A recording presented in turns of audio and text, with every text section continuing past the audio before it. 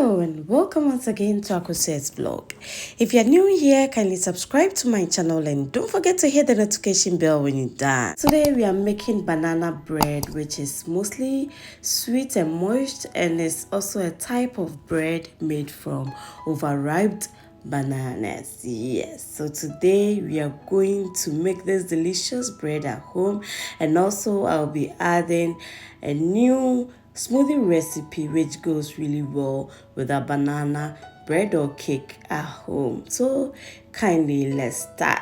I will list the ingredients in the description box. All you need is your milk, your baking soda, all-purpose flour, some bananas. You also need salt, which is optional, some sugar, butter, or you can substitute it with some vegetable oil.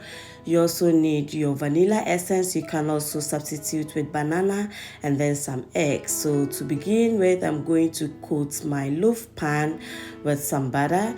You can also use an oil spray or any non-stick spray to do this one. You can also add some baking flour to this one after you are done, but just butter is okay.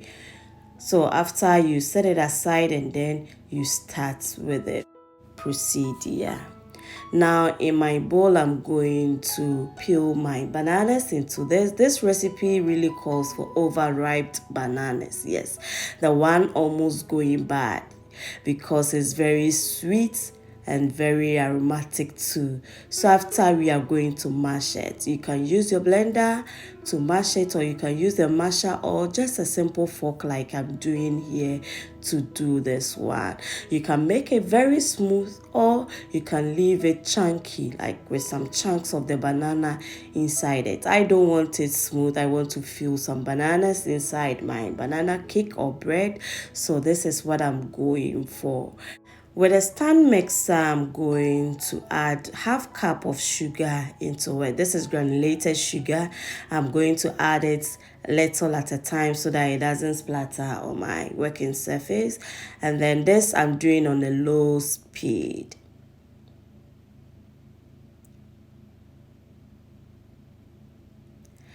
Now it's time to add an egg to it. We are not going to mix this on the highest or medium speed. Everything should be on the lowest speed. We have a lot of recipes for the banana bread, and this is beginner friendly and the easiest of all. So we are going to learn to make this one. After, I'm going to sieve my flour. I'm using a cup and a half for this recipe, which makes a loaf of the banana bread. So I'm going to sift it so that it doesn't become lumpy, and I want my banana bread to also be smooth as much as possible. I'm doing this a little at a time, so I first of all sieve just one of it. Instead of using the mixer, I'm using a spatula for this one. Yes, I'm doing this because when you use the mixer right away, it would be powdery on your surface, and I don't want that. So I'm doing this one also with no much pressure, let me put it that way. I'm stirring it slowly, yes, to make sure that it's well combined. And then I'm going to sift the remaining half cup into it and also do same.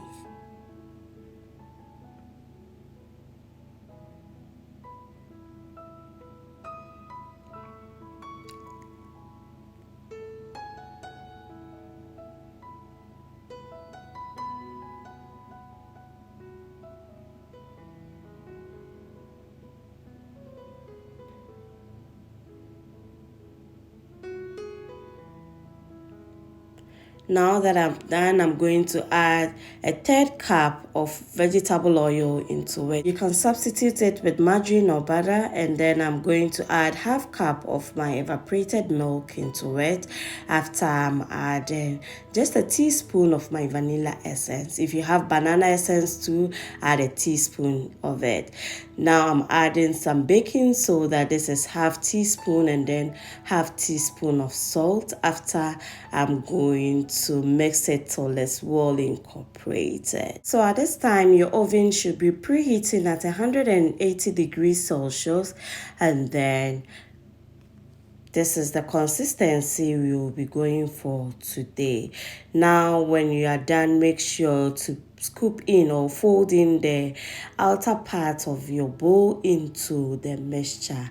Make sure not to overstir this one. Like I told you earlier, this recipe we are stirring everything slowly without too much pressure. So this is what we are going for today. Now we are going to pour everything into our loaf pan, and then we would begin with our baking.